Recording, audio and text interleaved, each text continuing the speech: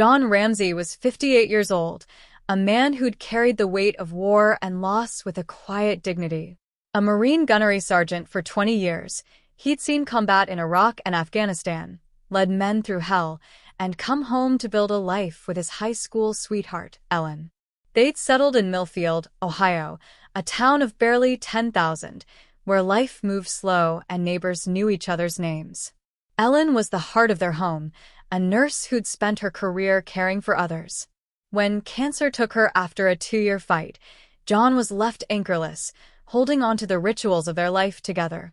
Morning coffee, her laughter, the way she'd hum while cooking. Her funeral was held on a chilly Tuesday morning at Grace Funeral Home, a modest brick building on the edge of town.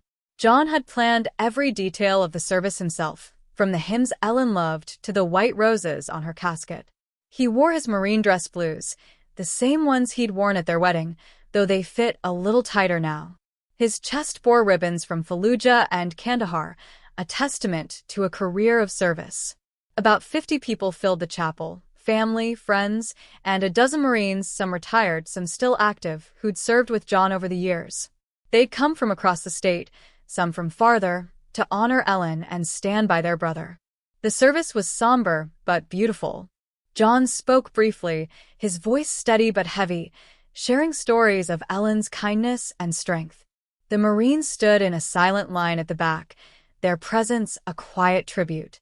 After the casket was loaded into the hearse for the procession to the cemetery, John lingered in the parking lot, shaking hands and accepting condolences. His son, Matt, a 25-year-old electrician, stayed close, watching his dad with concern. John wasn't one to show weakness, but Matt could see the toll the day had taken. That's when Officer Daniel Blake pulled into the lot. Blake was a 32-year-old patrol officer with the Millfield Police Department, known for his short fuse and a habit of throwing his weight around. He'd been called to the funeral home for a noise complaint. Someone in the neighborhood had reported loud voices during the service, though it was unclear who. Funerals weren't exactly raucous affairs, and Grace Funeral Home was no stranger to services with military honors. But Blake arrived with an attitude, his cruiser parked at an angle across 2 spaces, his hand resting on his duty belt as he stepped out. John was talking to a small group of Marines near the funeral home's entrance when Blake approached. The officer didn't introduce himself or ask questions. Instead, he barked, "Who's in charge here?" John turned, still in his dress blues, his face etched with grief, but composed. "I'm John Ramsey," he said. "This is my wife's funeral. Can I help you?" Blake sized him up, his eyes lingering on the medals pinned to John's chest. "Got a complaint about noise," he said. "You need to keep it down or clear out." The Marines nearby exchanged glances. One of them, a retired staff sergeant named Carlos Mendez, stepped forward. "Officer, this is a funeral. We're just paying our respects. Nobody's causing trouble." Blake didn't like being addressed. "I wasn't talking to you," he snapped, pointing at Carlos. "I'm talking to him." He jabbed a finger toward John. "You're the one running this show, right? Tell your people to pipe down." John's jaw tightened, but he kept his voice calm. "We're not being loud. We're saying goodbye to my wife. If there's a problem, I'll handle it." Blake took a step closer, his hand now hovering over his taser. "Don't give me attitude," he said. "I'm telling you to disperse. Now." Matt, who'd been watching from a few feet away, stepped in. "Hey, come on, man. My mom just died. This is her funeral. We're not doing anything wrong." Blake turned on Matt, his face reddening. "Back off, kid, or you're going in cuffs." That was the spark. John moved instinctively, stepping between his son and the officer. "Don't talk to my son like that," he said, his voice low but firm, the kind of tone that had commanded respect in war zones. He wasn't threatening, wasn't aggressive, but he was a man who'd spent decades standing his ground. Blake didn't see a grieving widower or a decorated veteran. He saw a challenge. Without warning, he yanked his taser from its holster and fired. The prongs hit John in the chest, and the voltage dropped him to his knees. He grunted, his body seizing as he fell forward onto the asphalt. Matt shouted, lunging toward his dad, but Carlos grabbed him, holding him back. The other Marines froze, their training kicking in, assessing the situation before acting. The crowd gasped, some stepping back, others pulling out phones to record. Blake stood over John, taser still in hand, shouting, "Stay down. Don't move." John, gasping for breath, tried to push himself up, his dress blues scuffed from the pavement. The sight of him, a man who'd survived ambushes and IEDs, now tossed outside his wife's funeral, was too much for the Marines. Carlos let go of Matt and stepped forward, his hands raised, but his eyes locked on Blake. "You just tossed a Marine at his wife's funeral," he said, his voice steady but laced with fury. "You need to back off. Now." Blake, realizing he was surrounded by a dozen men in dress blues, faltered but didn't lower the taser. "Stay back, or you're all getting it," he shouted, his voice cracking. That's when it happened. Word spread fast among the Marines, some of whom were still inside the funeral home or in the parking lot. Within minutes, they were moving, organized, purposeful, like they'd done in combat countless times. They didn't draw weapons or make threats. They didn't need to. They formed a line, shoulder to shoulder, across the street leading to the funeral home. 20 men, some in their 60s, some barely 30, all in dress blues or civilian clothes, stood silent, staring down Blake. More joined from the crowd, veterans who'd come to honor Ellen, friends who'd served with John, even a few locals who'd seen enough. The street was theirs. Cars slowed, drivers craning their necks. The air was thick with tension, but the Marines didn't budge. They weren't shouting, weren't advancing. They were simply there, a wall of resolve, making it clear that Blake had crossed a line. John, still on the ground, waved off Matt's attempt to help him up. "I'm fine," he rasped, pulling himself to his knees.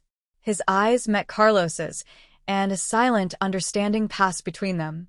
This wasn't about fighting. It was about standing up. Blake, now visibly shaken, called for backup on his radio.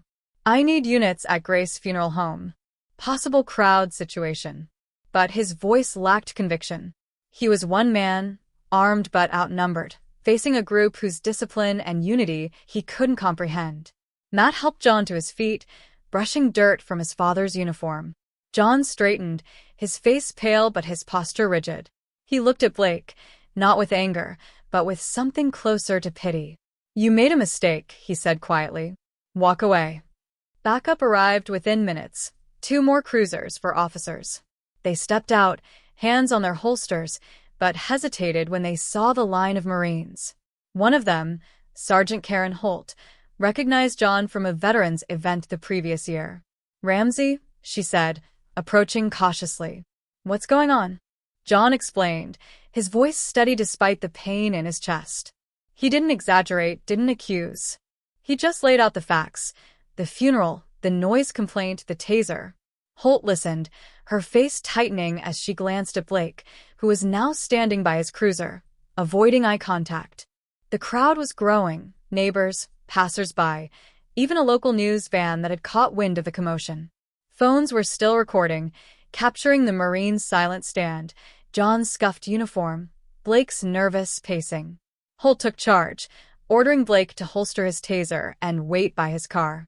She apologized to John, promising an investigation, but he just nodded. He wasn't looking for apologies. He wanted to get back to honoring his wife.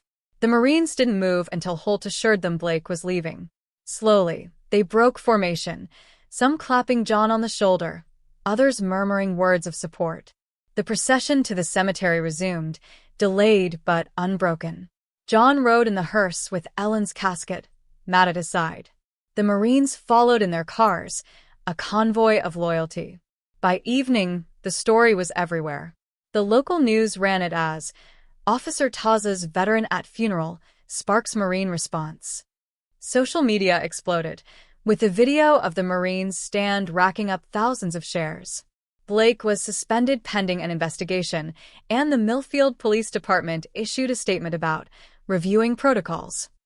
Community leaders called for de-escalation training, and veterans groups rallied around John, offering legal support if he chose to pursue it. John didn't. He wasn't interested in lawsuits or headlines. He buried Ellen that afternoon, surrounded by family and brothers in arms, and went home to an empty house. The Marines stayed close, some crashing on his couch, others checking in daily. They didn't talk much about what happened. They didn't need to. It was a moment of instinct, of loyalty forged in places most people would never understand. Millfield changed after that day. The police department implemented mandatory training, and Blake quietly left the force months later. The funeral home put up a plaque honoring Ellen, a small gesture that meant the world to John. The Marines, though, were the story's heart. They didn't come for glory or vengeance. They came for one of their own, and in 5 minutes, they showed a town what brotherhood looks like. John still lives in Millfield, still wears his dress blues on Memorial Day. He doesn't talk about that day, but he carries it, just like he carries Ellen's memory.